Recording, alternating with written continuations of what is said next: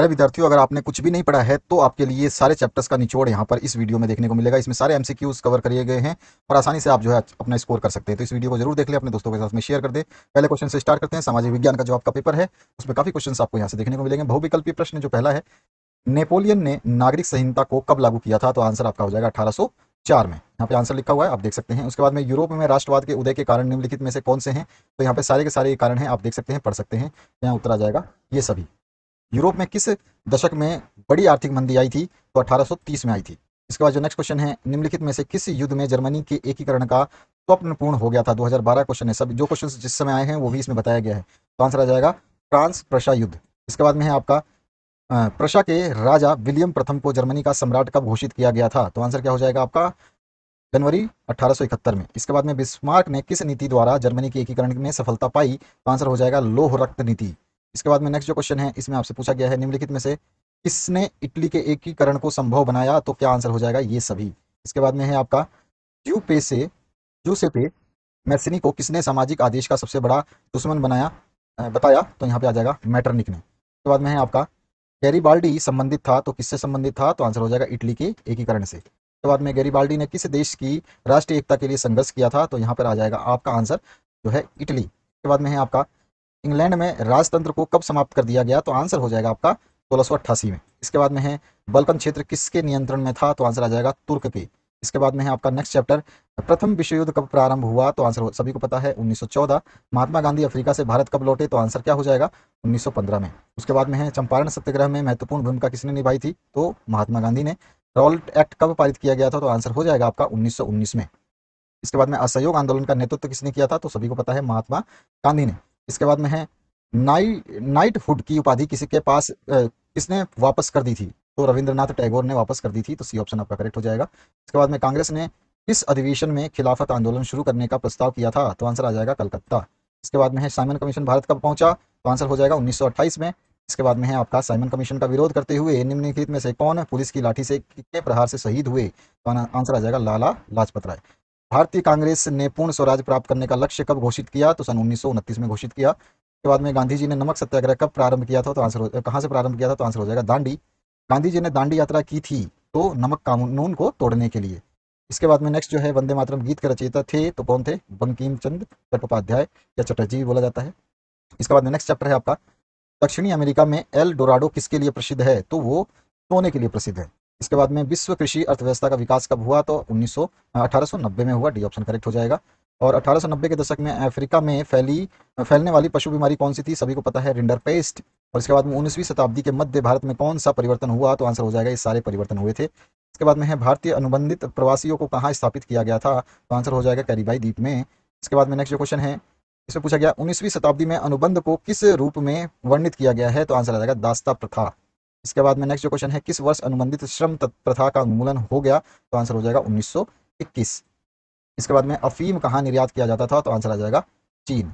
यहाँ पर next question है, हेनरी फोर्ड ने कार उद्योग की स्थापना की थी तो डेट्राइट में की थी। ये ऑप्शन करेक्ट हो जाएगा। इसके बाद में आपका समूचे विश्व में महामंदी कब आई? तो 1930 की महामंदी के नाम से उसको जाना जाता है। इसके बाद में संयुक्त राष्ट्र मौद्रिक एवं वित्त सम्मेलन कहाँ हुआ था? तो न्यू हैम्पशर में हुआ था। इसके बाद में विकासशील राष्ट्रों ने कौन सा संगठन समूह बनाया था? तो G77 के नाम से उस समूह को जाना जाता है। इसके बाद में है आपका वह स्थान, यहाँ पे मानचित्र कार्य को मैं बता रहा हूँ तो यहाँ पे ध्यान रखें, वह स्थान जहाँ जलियांवाला बाग हत्याकांड हुआ तो वो था अमृतसर। इसके बाद में वह स्थान जहाँ आर्य समाज एवं प्रार्थना समाज की स्थापना हुई तो वो थी आपकी मुंबई। उसके बाद में वह स्थान जहाँ महात्मा गांधी ने नमक कानून भंग किया वो था दांडी। इसके बाद में वह स्थान जहाँ एनी बेसेंट ने होम रूल लीग की स्थापना की तो वो था चेन्नई। और इसके बाद में वह स्थान जहाँ चंद्रशेखर आजाद शहीद हुए तो वो था इलाहाबाद। वह नगर जहाँ 1765 ईस्वी में मुगल सम्राट शाह आलम और अंग्रेजों के बीच संधि हुई थी तो वो था इलाहाबाद। इसके बाद में वह स्थान जहाँ मुस्लिम विश्वविद्यालय स्थित है तो वो है अलीगढ़। इसके बाद में वह नगर जहाँ मोहम्मद एंग्लो ओरिएंटल कॉलेज की स्थापना हुई थी तो वो है अलीगढ़। इसके बाद में वह नगर जहाँ संविधान सभा की बैठकें हुआ करती थी तो संसद भवन नई दिल्ली। वह आंदोलन जहाँ असहयोग आंदोलन का उद्घोष किया गया था तो वो था उत्तर प्रदेश। और वह नगर जो ब्रह्म समाज का मुख्य केंद्र रहा तो वो है कोलकाता। और वह नगर जहाँ जनरल ओ डायर ने सैकड़ों भारतीयों को गोलियों से भून दिया था तो वो अभी सभी को पता है, अमृतसर, जलियांवाला बाग हत्याकांड। वह स्थान जहाँ 1828 ईस्वी में ब्रह्म समाज की स्थापना हुई थी तो वो था कलकत्ता। वह नगर जहाँ गांधी जी और डॉक्टर अम्बेडकर में समझौता हुआ था वो था पुणे। वह स्थान जहाँ 1857 ईस्वी की प्रार्थना समाज की स्थापना हुई थी वो था मुंबई। वह स्थान जहां भारत के 9 सैनिकों ने वर्ष 1946 में क्रांति की थी वो था मुंबई। और वह स्थान जहां सेंट्रल हिंदू कॉलेज की स्थापना की गई वो है वाराणसी। वह नगर जहां 1817 ईस्वी में हिंदू कॉलेज की स्थापना हुई तो वो था आपका कलकत्ता। वह स्थान जहां नील की खेती करने वाले किसान का आंदोलन हुआ तो वो था चंपारण। वह स्थान जहां थोसोसाफिल कल सोसाइटी की स्थापना हुई तो वो था चेन्नई। के बाद में वह नगर जहां मदन मोहन मालवीय ने विश्वविद्यालय की स्थापना किया था वो था वाराणसी। के बाद में वह स्थान जहां तिलक ने होम रूल लीग स्थापना की थी तो वो था पुणे। वह स्थान जहां किसान सत्याग्रह आंदोलन हुआ वो था खेड़ा। उसके बाद में है उत्तराखंड का वह नगर जहां कुंभ का मेला लगता है तो वह है हरिद्वार। उसके बाद में है आपका वह नगर जहां पुर्तगाल के अब्बू कर्क ने 1503 ईस्वी में अपना प्रभुत्व स्थापित कर लिया था वो था कोची। उसके बाद में वह नगर जहां स्वामी विवेकानंद ने जन्म लिया था वो था कलकत्ता। वह स्थान जहाँ भारत में थियोसॉफिकल सोसाइटी की स्थापना हुई थी तो वो था अडयार। उसके बाद में है आपका वह स्थान जहाँ इनके मानचित्र भी दिखाऊंगा, वह स्थान या वह नगर जहाँ गोपाल कृष्ण गोखले ने सेवर्ट्स ऑफ इंडिया सोसाइटी की स्थापना की थी तो वो था पुणे। वह स्थान जहाँ काशी विश्वविद्यालय है ये है वाराणसी। और वह नगर जहाँ हिंद फौज के सैनिकों पर मुकदमा चलाया गया वो है दिल्ली। और वह नगर जहाँ रामकृष्ण मिशन की स्थापना हुई वो है कलकत्ता। वह नगर जहाँ क्रांतिकारी सचिंद्र कान्याल ने हिंदुस्तान रिपब्लिकेशन एसोसिएशन की स्थापना की थी वो था कानपुर। और वह स्थान जहाँ सूती मिल श्रमिकों का सत्याग्रह हुआ था वो था अहमदाबाद गुजरात में।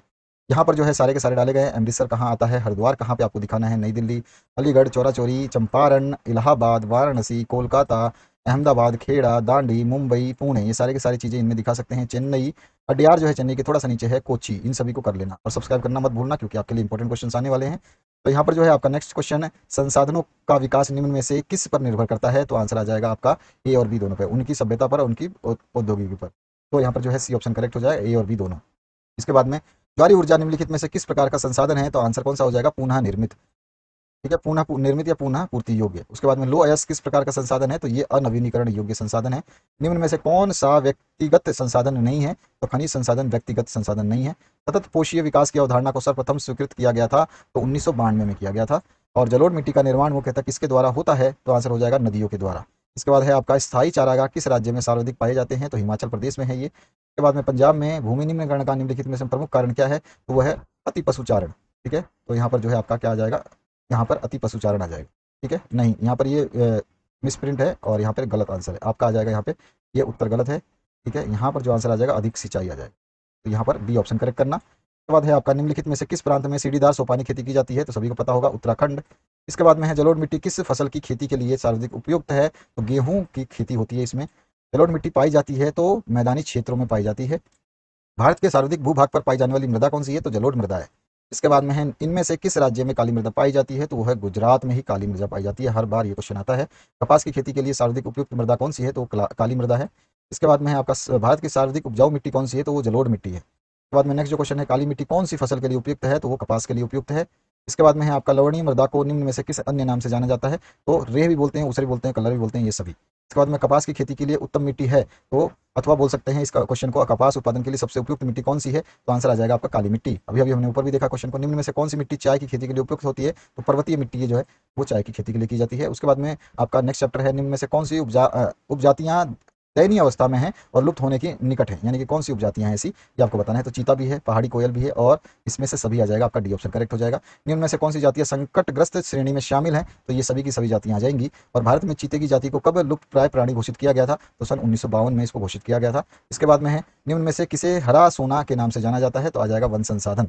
उसके बाद में नेक्स्ट जो क्वेश्चन है, भारत में सर्वाधिक वन क्षेत्र वाला राज्य कौन सा है? तो सबसे ज्यादा वन क्षेत्र जो है आपका मध्य प्रदेश में है। उसके बाद में कौन से वन ग्रीष्म काल के आरंभ में अपनी पत्तियां गिरा देते हैं? तो होते हैं आपके उष्ण कटिबंधीय पर्णपाती वन। तो यहाँ पे जो है ई ऑप्शन करेक्ट हो जाएगा।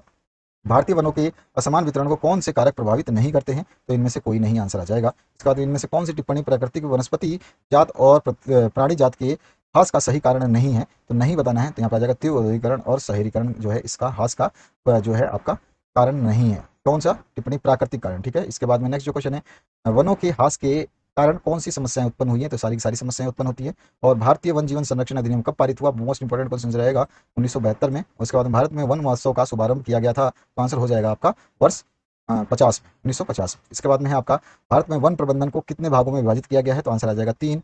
इसके बाद में है आपका इनमें से कौन संरक्षण तरीका समुदायों की सीधी भागीदारी नहीं करता, तो नहीं करता तो ये बताना वन्य पशु विहार और परिसीमन। इसके बाद में है आपका बहुविकल्पीय प्रश्न, अगले चैप्टर से निम्नलिखित में कौन सा जल जल संसाधन वाला सर्वाधिक खारा होता है, तो आंसर हो जाएगा समुद्री जल। उसके बाद में निम्नलिखित में से कौन सी परियोजना पश्चिमी बंगाल तथा झारखंड को संयुक्त रूप से लाभान्वित करती है, तो वो है दामोदर घाटी परियोजना। उसके बाद में भाखड़ा नागल बांध किस नदी पे निर्मित है, तो सभी को पता होगा सतलुज नदी पे। हीराकुंड बहुउद्देशीय परियोजना किस राज्य में स्थित है, तो आंसर हो जाएगा उड़ीसा में। इसके बाद में हीराकुंड परियोजना किस नदी पर निर्मित है, तो वो है आपकी महानदी। इसके बाद में नागार्जुन सागर परियोजना किस नदी पर स्थित है, तो ये हो जाएगा कृष्णा नदी पे। इसके बाद में है आपका टिहरी बांध किस नदी पे बनाया गया है, तो आपका भागीरथी और तेलंगाना पे। उसके बाद में रिहंद बांध की परियोजना किस राज्य में बनाई गई है, तो आंसर आ जाएगा उत्तर प्रदेश में। उसके बाद में है आपका निम्नलिखित में से उत्तर प्रदेश की सबसे बड़ी नदी घाटी परियोजना कौन सी है, तो हो जाएगा रिहंद।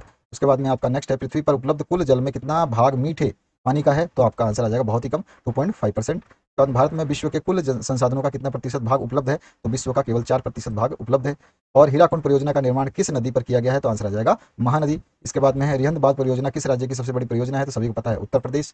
उसके बाद में है आपका निम्नलिखित में से कौन भारत की सबसे ऊंची बांध परियोजना है, तो ऊंची बांध परियोजना है टिहरी। उसके बाद में नेक्स्ट चैप्टर आपका भारत में आजीविका का प्रमुख स्रोत क्या है, तो वो आपका कृषि कृषि चैप्टर से लिए गए हैं। और निम्न में से कौन सी नकदी फसल नहीं है, तो वो गेहूं जो है नकदी फसल नहीं है। इसके बाद में है निम्नलिखित में से कौन सा उस कृषि प्रणाली को दर्शाता है जिसमें एक ही फसल लंबे चौड़े क्षेत्र में उगाई जाती है, तो वो होती है आपकी रोपण खेती कृषि। इसके बाद में इनमें से कौन सी रबी फसल है, तो आंसर आ जाएगा चना। उसके बाद में आपसे निम्न में से कौन सी फसल वायु से नाइट्रोजन ग्रहण करती है, तो वो होता है मसूर। उसके बाद में है आपका निम्नलिखित में से किस प्रदेश में गेहूं सर्वाधिक पैदा होता है, तो आंसर हो जाएगा उत्तर प्रदेश। इसके बाद में है निम्न में से कौन सा राज्य कपास का प्रमुख उत्पादक क्षेत्र है, तो यहाँ पर जो आ जाएगा गुजरात, क्योंकि इसमें काली मृदा पाई जाती है गुजरात में। निम्नलिखित में से कौन सा उद्योग कृषि पर आधारित नहीं है, तो आपका सीमेंट उद्योग जो है कृषि से कोई लेना देना नहीं है। कॉफी का प्रमुख उत्पादक राज्य निम्नलिखित में से कौन सा है, तो वो है आपका कर्नाटक। इसके बाद में निम्नलिखित में से कौन सी बागवानी फसलें हैं, तो वो बागवानी फसलें जो है आपका आलू हो जाता है। निम्नलिखित में से कौन सा जूट उत्पादक राज्य है, तो जूट जो है आपका पश्चिम बंगाल में सबसे ज्यादा है। इसके बाद में है आपका कौन सा राज्य कहवा सर्वाधिक उत्पादित करता है, तो वो है कर्नाटक। इसके बाद में है आपका भारत में सर्वाधिक रबड़ उत्पादन करने वाला राज्य जो है वो है केरल।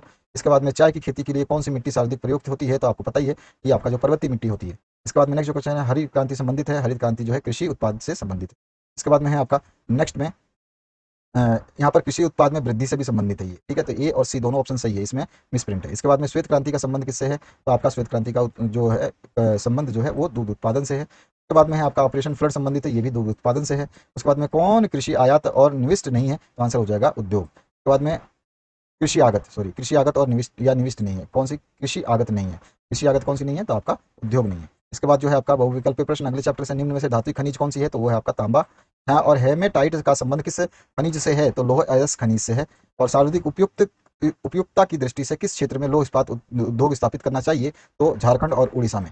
इसके बाद में नेक्स्ट जो क्वेश्चन है तांबे का सर्वाधिक उत्पादन करने वाला राज्य कौन सा है, तो वो है आपका मध्य प्रदेश। इसके बाद में बॉक्साइट अयस्क जो है वो क्या है, एल्युमिनियम का अयस्क है, ध्यान रखना ये बहुत इंपॉर्टेंट क्वेश्चन है।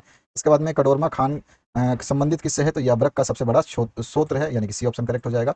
और भारत में कड़ोरमा जो है ये झारखंड में आता है। और भारत में अभ्रक उत्पादन के में किस राज्य का प्रथम स्थान है, तो वो है आंध्र प्रदेश। इसके बाद में है आपका कोलार संबंधित है, तो ये किससे है, सोने से। उसके बाद में नेक्स्ट जो क्वेश्चन है इसमें पूछा गया निम्नलिखित में से कौन सा खनिज अपक्षयित पदार्थ के अवशिष्ट भार को त्यागता हुआ चट्टानों के अपघटन से बनता है, तो आंसर हो जाएगा वो है आपका कोयला। इसके बाद में ऊर्जा का परंपरागत स्रोत कौन सा है, तो वो आपका है प्राकृतिक गैस। इसके बाद में है निम्नलिखित चट्टानों में से इस चट्टान के स्तर में खनिजों का निक्षेपण और संचयन होता है, तो तलछट्टी में। यहाँ पर जो है आपका ये ऑप्शन करेक्ट हो जाएगा। और मोनाजाइट रेत में निम्नलिखित में कौन सा खनिज पाया जाता है, तो आ जाएगा थोरियम, तो इसी ऑप्शन करेक्ट हो जाएगा। इसके बाद में है आपका भारत में कोयला उत्पादन में प्रथम स्थान किसका है, तो झारखंड का है। इसके बाद में है आपका झरिया प्रसिद्ध है, झरिया किसके लिए प्रसिद्ध है, तो कोयले के लिए प्रसिद्ध है। इसके बाद में है रानीगंज कोयले की खान स्थित कहाँ पर है, तो ये है आपका पश्चिम बंगाल में। इसके बाद में रानीगंज प्रसिद्ध किस लिए है, तो अभी हमने पढ़ा क्योंकि ये कोयले के लिए है। इसके बाद में है दिग्बोई तेल किस क्षेत्र किस राज्य में है, तो ये है आपका असम राज्य में। और मुंबई हाई का संबंध किससे है, तो सभी को पता है खनिज तेल से संबंधित है। अंकलेश्वर किसके लिए प्रसिद्ध है, तो खनिज तेल के लिए ही प्रसिद्ध है। इसके बाद में जो है आपका कलपकम में क्या स्थापित है, तो कलपकम में जो है आपका परमाणु ऊर्जा केंद्र स्थापित है। उसके बाद में है आपका निम्नलिखित में से कौन सा ऊर्जा संसाधन नहीं है, तो मैग्नीज जो है ऊर्जा संसाधन नहीं है। बहुविकल्पीय प्रश्न, अगले चैप्टर से भारत का सबसे लंबा राष्ट्रीय राजमार्ग कौन सा है, तो NH-44 जो है सबसे लंबा है। उसके बाद में कौन सा राष्ट्रीय राजमार्ग उत्तरी पूर्वी भारतीय राज्यों को शेष भारत से जोड़ता है, तो आ जाएगा NH-31। इसके बाद में भारतीय रेल परिवहन की मार्गीय लंबाई कितनी है, जिस पर 7133 स्टेशन है, तो आंसर आ जाएगा 64,460। इसके बाद में आपका नेक्स्ट जो क्वेश्चन है इसमें पूछा गया है भारत की सबसे बड़ी परिवहन प्रणाली कौन सी है, तो सबसे बड़ी परिवहन प्रणाली जो है आपकी रेल है। और पाइपलाइन परिवहन का संबंध किससे है, तो ये खनिज तेल से है, खनिज तेल जो हम बेचते हैं पाइपलाइन से बेचते हैं। निम्नलिखित में से संचार का माध्यम कौन सा है, तो आपको सभी को पता है संचार का माध्यम दूरदर्शन है। तो निम्नलिखित में से कौन सा समूह भारत का निर्यात दर्शाता है, तो आंसर हो जाएगा मैंगनीज, चाय, चमड़े का सामान। इसके बाद में नेक्स्ट जो क्वेश्चन है इसमें पूछा गया आपसे, निम्नलिखित में से किसका आयात भारत में किया जाता है? तो आपका पेट्रोलियम का आयात किया जाता है। भारतीय निर्यात व्यापार की वस्तु है, तो वो क्या है? तो वो है हमारी चाय। उसके बाद में निम्नलिखित में से कौन सी भारत की निर्यातक वस्तु है? तो सभी को पता है चमड़ा, और चमड़ा की निर्मित वस्तु है जो कि आपके केरल में होती है। उसके बाद बहुविकल्पीय प्रश्न अगले चैप्टर से, बेल्जियम यूरोप और महाद्वीप के किस भाग में बेल्जियम यूरोप महाद्वीप के किस भाग में स्थित एक छोटा सा देश है? तो किस भाग में है? वो पश्चिमी यूरोप में है। उसके बाद में है बेल्जियम क्षेत्र एवं जनसंख्या के आधार पर भारत के किस राज्य से छोटा है? तो ये हरियाणा राज्य से भी छोटा है बेल्जियम। इसके बाद में बेल्जियम में कितने प्रतिशत आबादी फ्रेंच भाषा का प्रयोग करते हैं? तो यहाँ पर 80% भाषा। इसके बाद में सिंहली सामाजिक समूह की बहुलता वाला देश श्रीलंका एक द्वीपीय देश है। यह किस वर्ष स्वतंत्र राष्ट्र बना? तो ये 1948 में स्वतंत्र राष्ट्र बना। इसके बाद में श्रीलंका में तमिलों के कितने उपसमूह निवास करते हैं? तो 2 उपसमूह निवास करते हैं। इसके बाद में है आपका वर्ष 1956 में कानून पारित कर श्रीलंका ने किस भाषा को राजभाषा घोषित किया? तो सिंहली को किया था। डी ऑप्शन करेक्ट हो जाएगा। किस वर्ष liberation tigers of Tamil email यानी कि लिट्टे नामक जो है संगठन ने तमिलों के अधिकार के लिए संघर्ष प्रारंभ किया जो गृह युद्ध में बदल गया था? तो आ जाएगा 1980। उसके बाद में है सत्ता की साझेदारी की आवश्यकता के विषय में कितने तर्क दिए जाते हैं? तो आंसर आ जाएगा 2 तर्क दिए जाते हैं। इसके बाद में लोकतंत्र में लोग संपूर्ण राजनीति शक्ति के स्रोत होते हैं। लोग स्वशासन में किसके माध्यम से स्वयं शासन करते हैं? तो वो है संस्थानों के माध्यम से। इसके बाद में नेक्स्ट जो क्वेश्चन है, सत्ता के क्षैतिज वितरण से विभिन्न संस्थानों के बीच सत्ता का क्या बना रहता है? तो वो बना रहता है संतुलन। उसके बाद में है केंद्रीय सरकार तथा राज्य सरकार के अतिरिक्त बेल्जियम में एक तीसरी सरकार भी कार्य करती है, इसको क्या कहा जाता है? तो उसको बोलते हैं हम सामुदायिक सरकार। उसके बाद में नेक्स्ट जो क्वेश्चन है, विभिन्न हित समूह सरकारी समितियों में निर्णय करने की प्रक्रिया प्रभाव लाकर सरकारी सत्ता में क्या रखते हैं? तो आंसर हो जाएगा इसका भागीदारी। उसके बाद में बहुविकल्पीय प्रश्न अगले चैप्टर से, यहाँ पर सरकार के विभिन्न स्तरों के बीच सत्ता का ऊर्ध्वाधर विभाजन किस सत्ता साझा करने के प्रमुख रूपों में एक है? किसमें जो है सत्ता साझा करने के प्रमुख रूपों में एक है? तो आ जाएगा आधुनिक लोकतंत्र। उसके बाद नेक्स्ट जो क्वेश्चन है इसमें पूछा गया, अदालतों को संविधान एवं विभिन्न स्तर की सरकारों के अधिकारों की व्याख्या करने का अधिकार होता है। कौन विवादों को सुलझाने के लिए महत्वपूर्ण भूमिका निभाता है? तो होता है हमारा सर्वोच्च न्यायालय। उसके बाद में संघीय शासन व्यवस्था में सरकारें अपने अपने स्तर पर क्या होकर के अपना कार्य करती हैं? तो स्वतंत्र होकर के अपना कार्य करती हैं। और भारत के संघीय शासन व्यवस्था में तीसरे स्तर के शासन को जोड़ा गया, इसे कहा जाता है? तो पंचायत और नगर पालिका कहा जाता है। इसके बाद में जिन क्षेत्रों को राज्य वाले अधिकार प्राप्त नहीं है, उन क्षेत्रों का शासन चलाने का विशेष अधिकार किसे प्राप्त है? तो उसका सारा अधिकार केंद्र सरकार को प्राप्त है, सेंट्रल गवर्नमेंट को। भाषा के आधार पर राज्यों का संगठन जो है सर्वप्रथम किस वर्ष में हुआ था? तो सर्वप्रथम 1956 में हुआ था। और इसके बाद में कुछ राज्यों का गठन भाषा के आधार पर नहीं बल्कि संस्कृति, भूगोल अथवा जातीय आधार पर किया गया। ऐसे राज्य कौन से हैं? तो ये सारे के सारे जो राज्य हैं ये भाषा के आधार पर नहीं है, उत्तराखंड, झारखंड और नागालैंड, ये सभी के सभी। इसके बाद में किस वर्ष के बाद स्थिति में परिवर्तन हुआ तथा इसी समय केंद्र में गठबंधन सरकार की शुरुआत हुई? तो 1990 की बात है। इसके बाद में है आपका स्वशासन निकायों के निर्वाचित सदस्यों तथा पदाधिकारियों के बीच में अनुसूचित जाति एवं जनजाति का पिछड़ी जातियों के लिए सीटें आरक्षित की गई। महिलाओं के लिए कितने पद आरक्षित किए गए? तो आ जाएगा आंसर 1/3। इसके बाद में है किस संविधान संशोधन अधिनियम के तहत स्थानीय स्वशासन प्रणाली को संवैधानिक दर्जा दिया गया? तो आ जाएगा 73वें संविधान संशोधन में। उसके बाद में संघीय सरकार की एक विशेषता क्या है? तो वो आपका आ जाएगा डी ऑप्शन करेक्ट। ठीक है, इसमें जो है सरकार की शक्ति शासन के विभिन्न स्तरों में के बीच में बांटी जाती है। बहुविकल्पीय प्रश्न जो अगला है इसमें हम देख लेते हैं, लोकतंत्र सभी सामाजिक विभिन्नताओं, अंतरों और असमानताओं के बीच क्या करने की कोशिश करता है? तो ये समाधान करने की कोशिश करता है। इसके बाद में नेक्स्ट जो क्वेश्चन है इसमें पूछा गया है, रंग भेद के विरुद्ध किस वर्ष मैक्सिको के 2 खिलाड़ियों टिमी स्मिथ तथा जॉन कार्लोस ने पदक लेते समय प्रतीकों के माध्यम से जो है प्रदर्शन किया? तो आंसर हो जाएगा 1968। इंपॉर्टेंट क्वेश्चन रहेगा इसका। और ऑस्ट्रेलिया के धावक पीटर नॉर्मन ने के फैसलों ने अमेरिका में किसके प्रति दुनिया का ध्यान आकर्षित करने में सफलता प्राप्त की? तो नागरिक अधिकार आंदोलन जो है आपका आंसर हो जाएगा। तो यहाँ पे सी ऑप्शन करेक्ट हो जाएगा। इसके बाद में है प्रत्येक सामाजिक विभिन्नता किसका रूप नहीं लेती, जिसके लोगों के मध्य बंटवारे का एक बड़ा कारण होता है? तो वह सामाजिक विभाजन। इसके बाद जो है नेक्स्ट क्वेश्चन इसमें हम बात करते हैं, भारत में दलित सामान्यतः भेदभाव एवं अन्याय का सामना करते हैं, जिससे किस प्रकार की स्थिति उत्पन्न होती है? तो सामाजिक विभाजन की स्थिति उत्पन्न हो जाती है। कौन सा समाज एक ऐसा समाज होता है जिसमें सामुदायिक संस्कृति तथा जातीय विभिन्नताएं अधिक नहीं होती? तो वो होता है समरूप समाज। इसके बाद जो नेक्स्ट क्वेश्चन है इसमें पूछा गया है, सामाजिक विभाजनों को संभालने के संदर्भ में इनमें से कौन सा बयान लोकतांत्रिक व्यवस्था पर लागू नहीं होता? तो आंसर कौन सा हो जाएगा आपका डी। लोकतंत्र जो है सामाजिक विभाजन के आधार पर समाज को विखंडन की ओर ले जाता है, जो है इसमें नहीं होता है, पूछा गया नहीं होता, ध्यान रखना ये वाला स्टेटमेंट सही है। इसके बाद में है आपका निम्नलिखित में से किस देश को धार्मिक और जातीय पहचान के आधार पर विखंडन का सामना करना पड़ा? तो वो था यूगोस्लाविया। उसके बाद में है आपका यदि लोग स्वयं को सबसे उत्तम और अलग मानते हैं तो दूसरों के साथ क्या करना मुश्किल हो जाता है? तो समन्वय स्थापित करना मुश्किल हो जाता है। उसके बाद में है सामाजिक असमानताओं एवं गड़बड़ियों की पहचान करने तथा विविधताओं को समाहित करने का सबसे अच्छा माध्यम जो है वो कौन सा है? तो लोकतंत्र है। इसके बाद में निम्नलिखित बयानों को तार्किक क्रम में लगाएं और नीचे दिए गए कूट के आधार पर सही उत्तर ढूंढे। तो यहाँ पर जो है आपको बयान दिए गए हैं, इनको जो है तार्किक रूप में लगाना है। जो आप इस बयानों को पढ़ोगे तो आपको समझ में आ जाएगा, ज़्यादा जो है आपको दिमाग नहीं लगाना है, बस आंसर को समझना है कि इसमें कौन सा जो है बयान सही है। यहाँ पे 4, 2, 1, 3 जो है बी ऑप्शन करेक्ट हो जाएगा। इसके बाद में नेक्स्ट जो क्वेश्चन है, इसमें निम्नलिखित कथनों पर विचार कीजिए। तो यहाँ पे विचार करने के बाद में जो है आपको इन कथनों में से कौन सा कथन सही है ये आपको बताना है। तो कथन 1 और 2 आपका सही है। इसके बाद में नेक्स्ट जो क्वेश्चन है, इसमें आपसे पूछा गया है विकास का महत्वपूर्ण घटक क्या है, तो वो है आपका आय यानी कि मनी। उसके बाद में है आपका विश्व विकास रिपोर्ट में भारत को किस देशों में वर्गीकृत किया गया है, तो मध्यम आय वाला जो है ये देश है। ठीक है, इसके बाद में आपका नेक्स्ट है विश्व विकास रिपोर्ट कौन प्रकाशित करता है, तो विश्व बैंक जो है प्रकाशित करता है। उसके बाद में औसत आय का तात्पर्य क्या है, तो कुल आबादी और कुल आय का विभाजन जो है इसका तात्पर्य है, यानी पहला ऑप्शन जो है करेक्ट हो जाएगा। मानव विकास रिपोर्ट 2018 में भारत कौन सा स्थान प्राप्त हुआ था या कौन से स्थान पे था, तो आंसर आ जाएगा 130वां। इंपॉर्टेंट क्वेश्चन है। सामान्यतः किसी देश का विकास किस आधार पर निर्धारित किया जाता है, तो यहाँ पे प्रति व्यक्ति आय, औसत साक्षरता दर और लोगों की स्वास्थ्य स्थिति सभी को इसमें शामिल किया जाता है।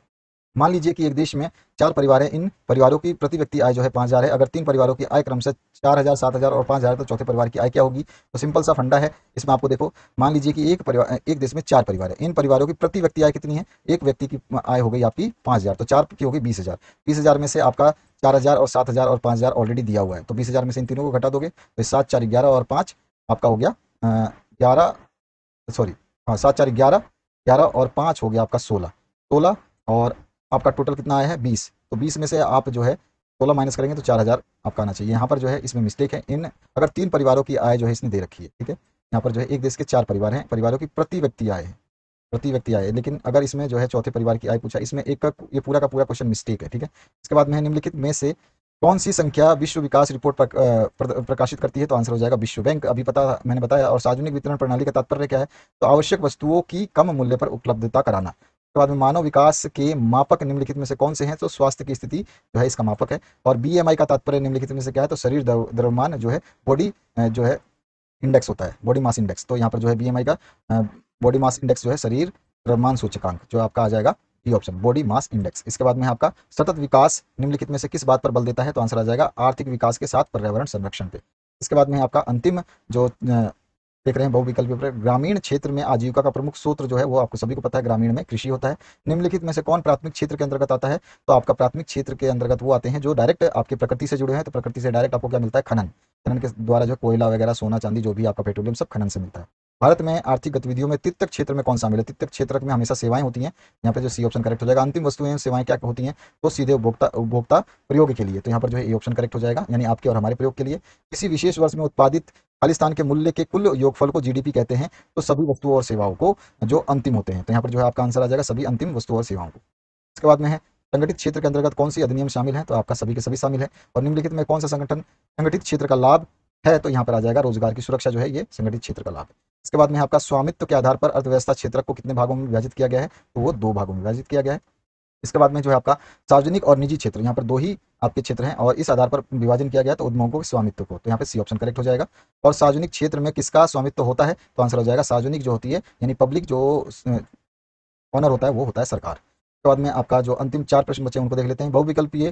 बहुराष्ट्रीय कंपनियों का उद्देश्य निम्न में से क्या होता है, तो जो बहुराष्ट्रीय सारी कंपनियां होती हैं उनका काम होता है लाभ कमाना। उसके बाद में आपका विश्व व्यापार में भारत की भागीदारी कितनी है, तो 1% से भी कम है। उसके बाद में भारतीय आयात में सबसे बड़ा हिस्सा किस चीज़ का है, तो वह है पेट्रोलियम पदार्थ का। इसके बाद में है आपका 1950 से 1960 के मध्य किन वस्तुओं की आयात की अनुमति थी, तो इन सभी की थी। उसके बाद में नई आर्थिक नीति का उद्देश्य क्या था, तो प्रतिस्पर्धा एवं वस्तुओं का गुणवत्ता में सुधार करना, तो ये ऑप्शन जो आपका करेक्ट हो जाएगा। और इसके बाद में जून 2018 तक विश्व व्यापार संगठन में कितने देश सम्मिलित थे, तो 164। इसके बाद में वैश्वीकरण के जीवन स्तर के सुधार में सहायता पहुंचाई है, तो किस में पहुंचाई है, तो यहाँ तो विकासशील देशों के लोगों के। यहाँ पे जो आपका बी ऑप्शन जो है विकसित, विकासशील नहीं, जो विकसित हो चुके हैं उसमें वैश्वीकरण के ने जीवन के स्तर में जो सुधार पहुंचाई है, सबसे ज्यादा विकसित देशों में पहुंचाई है। विकासशील देश वो हैं जो अभी प्रगति कर रहे हैं और विकसित देश वो हैं जो ऑलरेडी डेवलप्ड हो चुके हैं, यानी कि विकास कर चुके हैं। तो ये थे आपके इंपॉर्टेंट क्वेश्चन। अगर आपने इन्होंने पढ़ा तो आपका एग्जाम जो है बहुत बेहतरीन हो जाएगा। शेयर कर देना अपने दोस्तों के साथ में। आपका मॉडल पेपर मैंने सॉल्व करवा दिया था, उनको जरूर देख लेना और उनको आप अच्छे तरीके से एक बार रिवीजन कर लेना। और मैथमेटिक्स का पेपर भी मैंने सॉल्व करा दिया, उसको भी चेक कर सकते हो। लिंक आपको इसी वीडियो के एंड में मिल जाएगी। Thank you very much, have a good day.